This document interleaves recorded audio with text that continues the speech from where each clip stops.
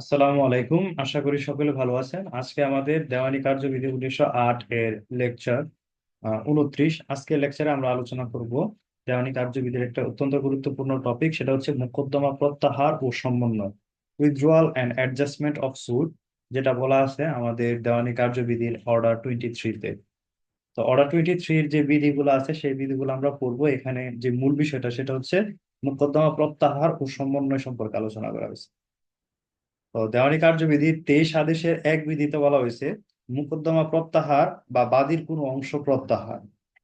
মামলা দায়ের হওয়ার পর যে কোনো সময় বাদী মামলা প্রত্যাহার করতে পারে বা মোকদ্দমায় দাবির অংশ পরিত্যাগ করতে পারে। হ্যাঁ, মামলা আর মোকদ্দমা এক্ষেত্রে সিভিল সুটের ক্ষেত্রে বোঝায় একটাই, যে মোকদ্দমা দায়েরের পর যে কোনো সময় বাদী মোকদ্দমা প্রত্যাহার করতে পারে বা মোকদ্দমায় দাবির অংশ পরিত্যাগ করতে পারে। এটা হচ্ছে বাদীর ক্ষেত্রে।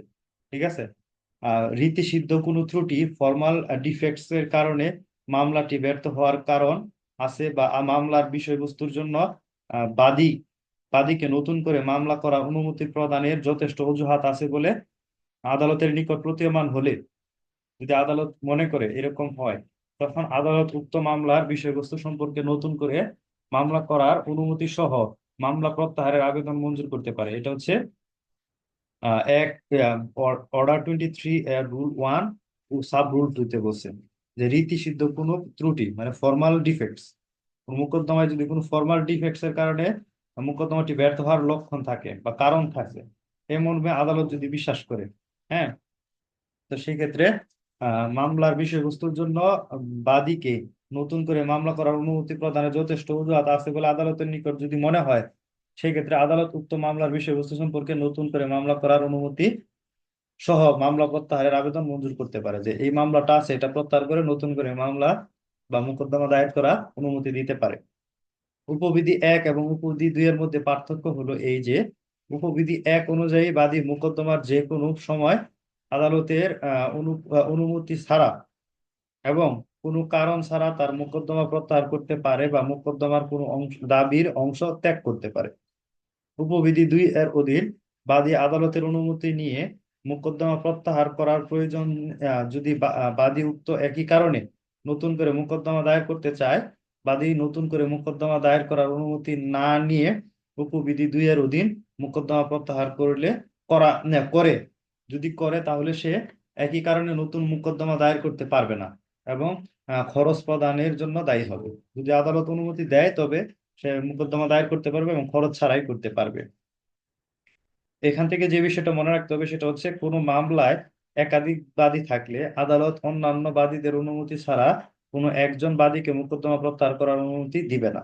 এটা হচ্ছে 23 আদেশের একের এক বিধির উপবিধি 4, যে কোনো মামলায় একাধিক বাদী থাকলে আদালত অন্যান্য বাদীর অনুমতি ছাড়া একজন বাদীকে মোকদ্দমা প্রত্যাহার করার অনুমতি দিবে না, যদি অন্যান্য বাদীরা এখানে পারমিশন না দেয়। সোলো বা মোকদ্দমায় আপোষ, কম্প্রোমাইজ অফ সুট, এখানে বলছে 3 বিধি।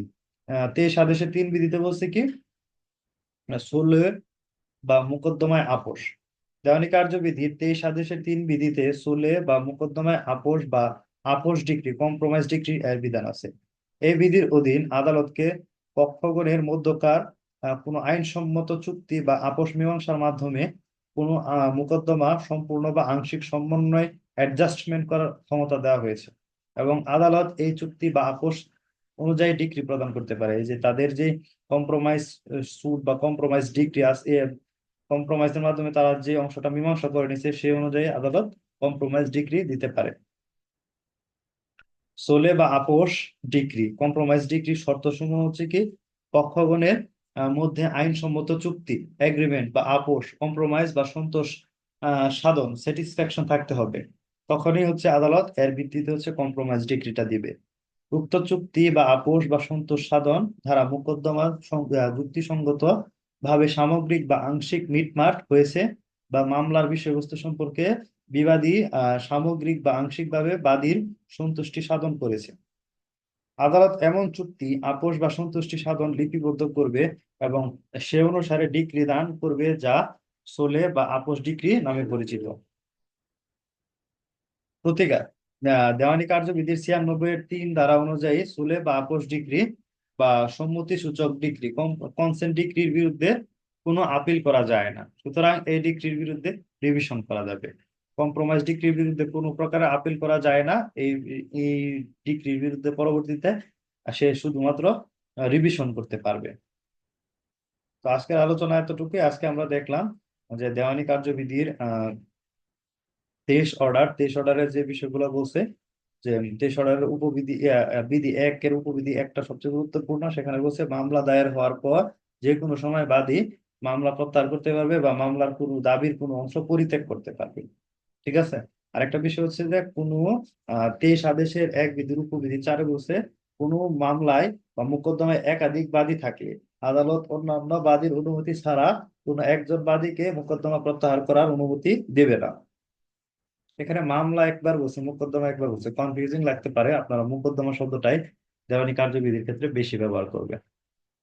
এবং 23 আদেশে হচ্ছে 3 বিধির যে বিষয়টা এখানে বলছে যে 23 আদেশের 3 বিধির অধীন সুলে বা আপোস ডিগ্রি, কম্প্রোমাইজ ডিগ্রি বা সম্মতি সূচক ডিগ্রি, কনসেন্ট ডিগ্রির বিরুদ্ধে আপিল করা যায় না, কিন্তু রিভিশন করা যায়। কিন্তু 79-এর ক ধারায় অধীন মধ্যস্থতার মিডিয়েশনের মাধ্যমে পক্ষগণের মীমাংসা অনুযায়ী আদালত যে ডিগ্রি বা আদেশ প্রদান করে, উক্ত ডিগ্রি বা আদেশের বিরুদ্ধে আপিল বা রিভিশন কোনোটাই করা যায় না। হ্যাঁ, 23 আদেশের 3 বিধির অধীন যে 16 ডিগ্রি তার বিরুদ্ধে হচ্ছে রিভিশন করা যায়, কিন্তু মিডিয়েশন যেটা আছে ধারা 79-এর ক সেই ধারা অনুযায়ী যখন মিডিয়েশন করবে সেই মিডিয়েশনে কোনো আপিল রিভিশন কোনো কিছুই করা যাবে না।